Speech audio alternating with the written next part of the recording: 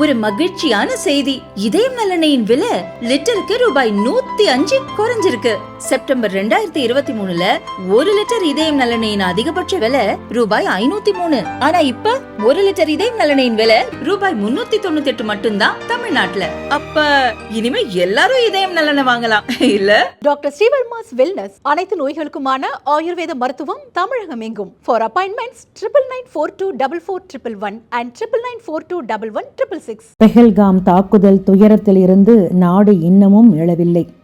முன்பை விட இப்பொழுது குறைந்து விட்டது, இனி நடக்காது, நாம் திருப்பி தாக்குவோம் என்று பல ஆறுதல் சொன்னாலும் ஒரு நிரந்தர தீர்வு கிடைக்காதா என்று காஷ்மீர் மக்களுடன் சேர்ந்து ஒட்டுமொத்த இந்தியாவும் கவலை கொண்டுள்ளது. சுதந்திரம் கிடைத்த சில நாட்களிலேயே நேரு அவர்கள் பிரதமராக இருந்தபோது 1947 அக்டோபர் 22 அன்று முதல் முறையாக காஷ்மீரை தாக்கியது பாகிஸ்தான். ஐநா தலையீட்டால் முடிவுக்கு வந்தது அந்த முதல் போர். நேருவின் தவறான முடிவால் காஷ்மீரின் 1/3 பங்கை பாகிஸ்தான் தன் வசம் வைத்து கொண்டது. இப்படி ஆக்கிரமிக்கப்பட்டதுதான் POK என சொல்லப்படும் பாகிஸ்தான் ஆக்குபைடு காஷ்மீர். அப்பொழுதே இந்திய ஆட்சியாளர்கள் சிறப்பாக செயல்பட்டிருந்தார், காஷ்மீர் முழுவதுமாக இந்திய வசமே தொடர்ந்திருக்கும். POK என்ற பேச்சே இருந்திருக்காது. 1965ஆம் ஆண்டு இந்தியாவிற்கும் பாகிஸ்தானுக்கும் இடையிலான 2வது போர் நிகழ்ந்தது.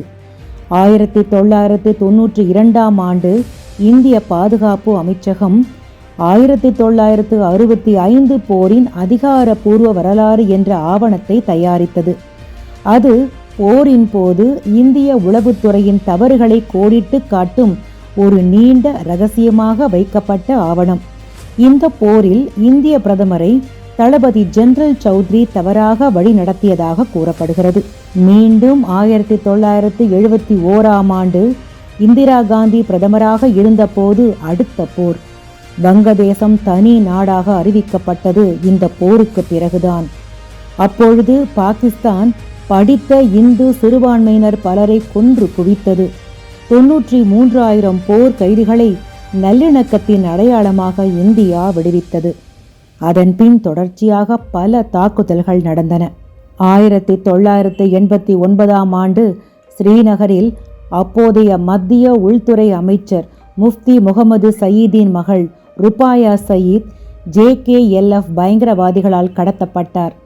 அப்போதைய VP சிங் அரசாங்கம் சிறையில் இருந்த 5 தீவிரவாதிகளை விடுவித்து ருபாயா சயீதை மீட்டது. அவர்களில் சிலர்தான் 10 ஆண்டுகளுக்கு பிறகு காந்தஹாருக்கு செல்லும் இந்தியன் ஏர்லைன்ஸ் விமானம் IC-814 கடத்தலில் ஈடுபட்டார்கள்.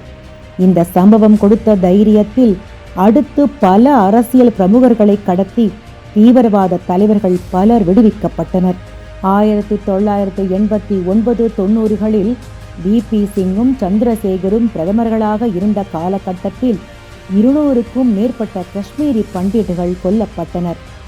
2001ஆம் ஆண்டு வாஜ்பாய் ஆட்சி காலத்தில் டிசம்பர் 13ஆம் தேதி புதுடெல்லியில் உள்ள இந்திய நாடாளுமன்ற கட்டடத்தின் மீது லஷ்கர்-தொய்பா மற்றும் ஜெய்ஷ்-இ-முகமது தீவிரவாதிகள் துப்பாக்கிச் சூடு நடத்தினர். பாகிஸ்தான் ஆதரவு பெற்ற பயங்கரவாத வரலாறு இப்படி இருக்க 2004 முதல் 2014 வரையிலான காங்கிரஸ் ஆட்சியில் நடந்த தாக்குதல்களை பார்க்கலாம். 2007 ஹைதராபாத்தில் நடந்த இரட்டை குண்டுவெடிப்பில் 42 பேர் கொல்லப்பட்டனர். 2008ஆம் ஆண்டு நடந்த 26/11 மும்பை தாக்குதலில் 171 பேர் குருவியை சுடுவது போல சுட்டுக் கொல்லப்பட்டனர். இந்தியாவில் நடந்த மறக்க முடியாத தாக்குதல் அது. இத்தனை பேர் இறந்தும் பாகிஸ்தான் தொடர்பு இருப்பது தெரிந்தும் அன்றைய காங்கிரஸ் அரசு பாகிஸ்தானுக்கு எதிராக எந்த பதில் தாக்குதலையும் நடத்தவில்லை. 2010 புனே பேக்கரி குண்டுவெடிப்பில் 17 பேர் கொல்லப்பட்டனர், 54 பேர் காயமடைந்தனர். 2011 டெல்லி உயர்நீதிமன்றத்திற்கு வெளியே நடந்த குண்டுவெடிப்பில் 15 பேர் கொல்லப்பட்டனர், 74 பேர் காயமடைந்தனர். 2013 பிப்ரவரி 21ஆம் தேதி ஹைதராபாத்தில் உள்ள தில்சுக் நகர் சந்தையில் மீண்டும் இரட்டை குண்டுவெடிப்புகள் நிகழ்ந்தன. 18 பேர் உயிரிழந்தனர், 130 பேர் காயமடைந்தனர். 2013ஆம் ஆண்டு பட்னாவில் அரசியல் பேரணியில் நடந்த தொடர் குண்டு வெடிப்புகளில் 6 பேர் கொல்லப்பட்டனர், 85 பேர் காயமடைந்தனர். ஐக்கிய முற்போக்கு கூட்டணியின் பயங்கரவாத எதிர்ப்பு பலவீனமாக மட்டுமல்லாமல் தீவிர எதிர் விளைவையும் ஏற்படுத்தியது. பல்வேறு தீவிரவாத தாக்குதல்கள் நடந்த போதும் காங்கிரஸ் ஆட்சி பதில் தாக்குதல் எதுவும் பெரிதாய் செய்யவில்லை. மோடி அரசாங்கம் வந்த பிறகு தீவிரவாத தாக்குதல்கள் குறைந்ததோடு ஜம்மு காஷ்மீரில் இயல்பு வாழ்க்கையும் திரும்பி உள்ளது. இதை சிறிதும் விரும்பாத பாகிஸ்தானும் தேச விரோத சக்திகளும் சேர்ந்து நடத்தியதுதான் இந்த பெஹல்காம் தாக்குதல்.